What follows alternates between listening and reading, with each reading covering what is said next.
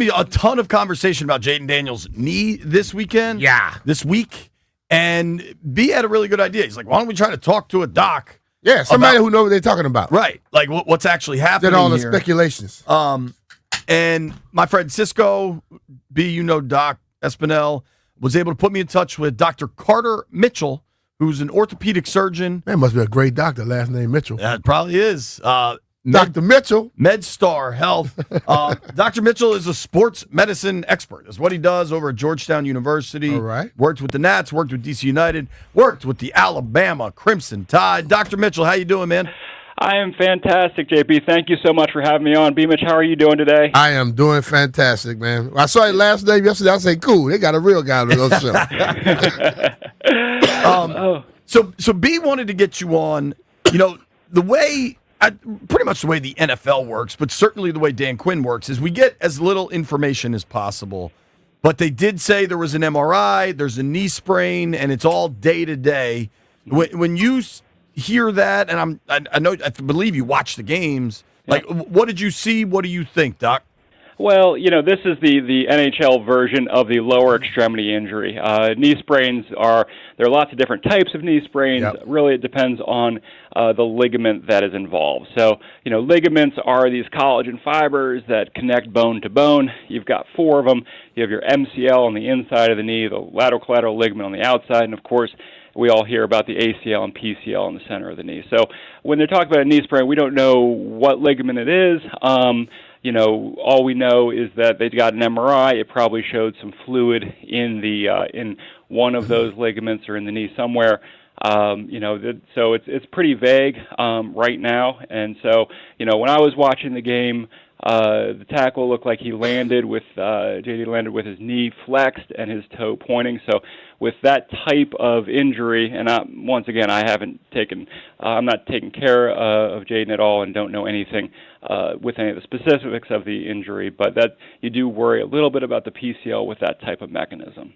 That was, I think, some word out there about an LCL. Mm-hmm. And like for me, whenever I hear sprain, you know what I think? I instantly think small tear. Mm-hmm. People the sprain word makes people say, okay, if you hear tear, they lose their mind. Mm-hmm. Is most sprains like a slight tear?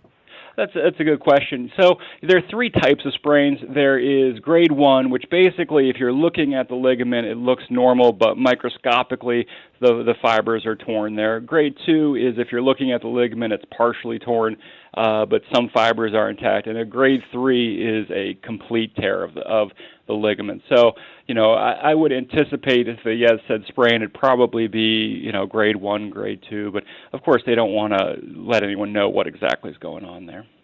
So when Dan Quinn yesterday kind of tries to explain the situation, we are talking with our friend Dr. Carter Mitchell here on the Rude Guest Hotline. Rude makes the most reliable HVAC products in the DMV.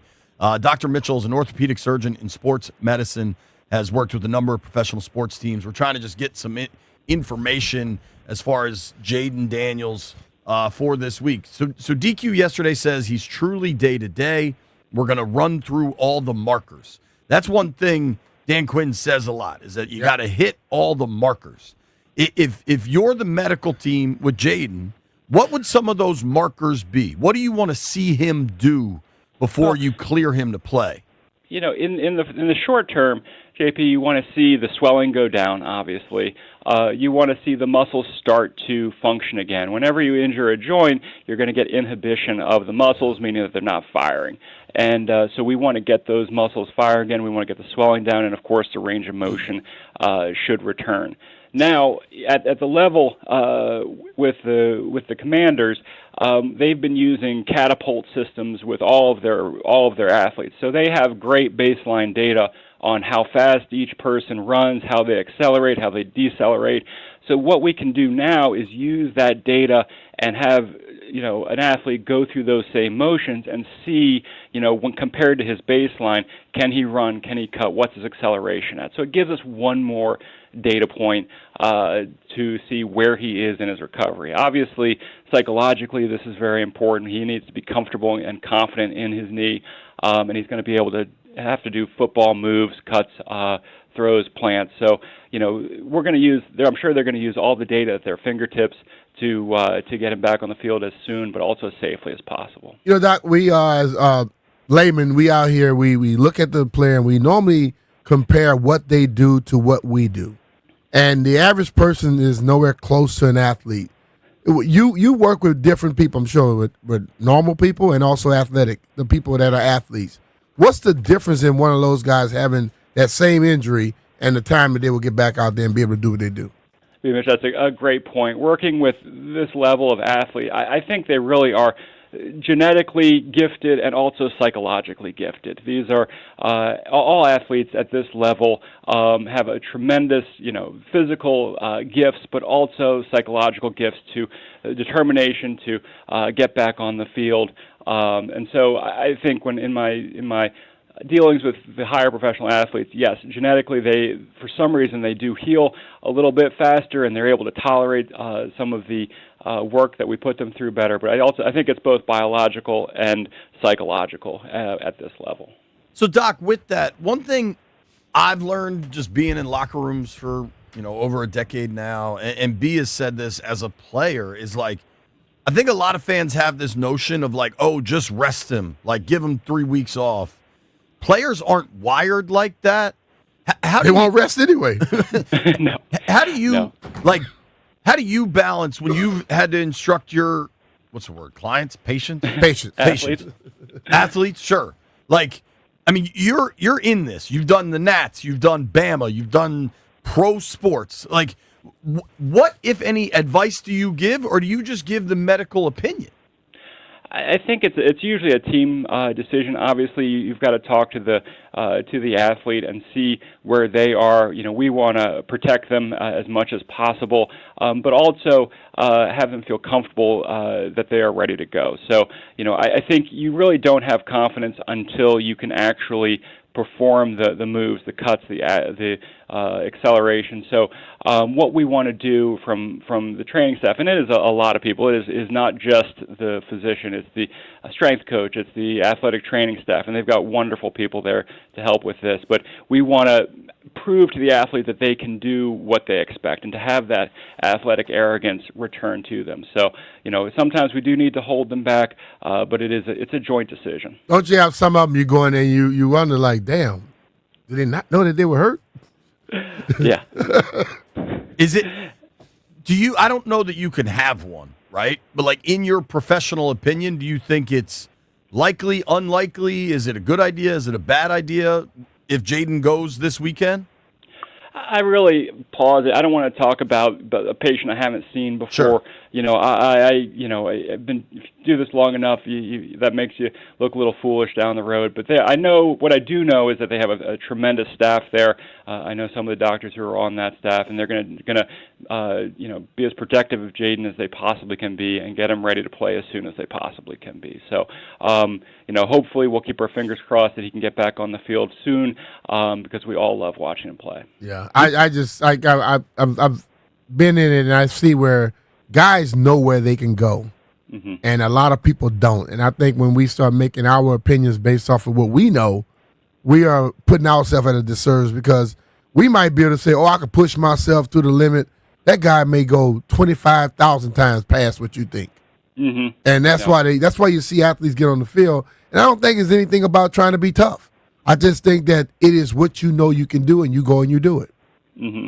No, I mean, you have decades of experience in this situation, and there's also always other issues that may be that the public don't know about, that may affect certain injuries, that may be more vague out in the media. So I'm sure they're going to keep an eye on him. I'm sure they're going to get him back as soon as they possibly can. So I'm looking forward to that day. Doc, last one from me. Whatever this injury is, knee sprain, if it's a micro tear, you said a lot of words that I understand some of them. I think what fans' biggest concern is, like, does playing him make him more likely to become injured again or let this get worse? How do you measure that or mitigate that? Stop playing football. So sometimes you can mitigate that. with braces, but I think that the biggest thing is, can he move like he wants to move? Because he expects for him to have a certain ability to cut, to get away from players. If that ability is not up to what he's expecting, then that may put him in a bad situation. So that's where the technical data can help with where we are in this day and age. And sometimes the knee brace could be a hindrance too. Like I remember I had one in high school. I had knee surgery, and when they put me back out, they put me with a knee brace on. I never felt comfortable because I had the knee brace on, and in my mind, I knew something was wrong. The moment I took the knee brace off and they just taped it, I was able to freely move how I wanted to move because I didn't feel like I had something holding me back, or that I didn't have that luxury of having something to help me out. So now I had to depend on what I had, and I was able to go better without the knee brace than I was with the knee brace. They are restrictive as well, and also other people start to target those braces, so you got to be careful with that to a certain degree. Well, I've noticed that the people in the NFL are targeting quarterbacks low. Look at the games from yesterday. Doc, do you expect Jayden, if he is out there, to have a big old brace on Sunday? I don't believe so. I think if they felt like he needed a brace, and a lot of it depends on what type of ligament actually was sprained. So, if it's one that can be braced effectively, like the medial collateral ligament, then yes. Something like a PCL or an ACL, where it controls rotation of the knee, braces are not quite as effective. So, we may have a better idea what's going on depending on what they put him in afterwards. Last thing, I wrote a note here. You mentioned catapult systems, and that's how they track the data. Is that little sports bra thing they all wear? Absolutely, yeah. Okay. That is the wearable sensors, and they are built into the shoulder pads as well. And that's invaluable information for how they run. Tight undershirt, JP. That's cool. I never knew what it was called. Catapult system is way cooler than sports bra, too. Tight undershirt. Doc, really appreciate this. I'm going to say this two ways. Appreciate you. Sincerely appreciated your time. Hope we don't have to have you on again. Absolutely. I'm a big sports fan. I do not want to have the people in our office. So you guys have a great rest of the day, okay? Thanks a lot. Doc. Take care, man. That is Dr. Carter Mitchell. I'm going to call him Cuz from now. What's up, Cuz? All right, Cuz.